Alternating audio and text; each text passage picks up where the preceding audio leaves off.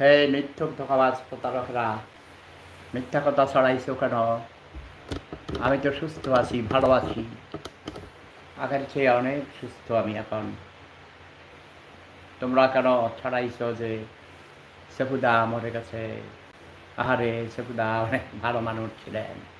এখন আবার হাজার হাজার টেলিফোন আসে, অসুস্থ আমাকে টেলিফোন করে বিরক্ত করে, আমার ছেলেকে সবাই জানতে চায়। বিরক্ত মানে যারা আমাকে ভালোবাসে তারা বিশ্বাস করে নাই, তারপরেও তাদের সন্দেহ যে হলেও হতে পারে, তাই না?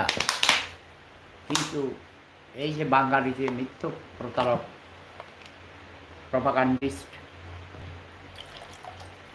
এইসব অসভ্য অশিক্ষিত মূর্খ ছোট লোক গরিবেরা, এই যে মানুষকে হয়রানি করিস এসব মিথ্যা প্রপাগান্ডা ছড়িয়ে, এই যে তোদের লাভ কি? আমি জানি তোদের লাভ, তোরা টু পাইস খামাস।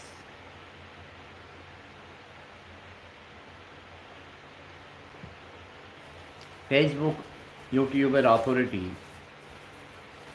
তোদেরকে টাকা দেয়, লাইক, যাদের লাইক বেশি হয়, শেয়ার বেশি হয়, সব শুনেছি। কিন্তু আমি তো এসব করি না, মনিটাইজ করি নাই।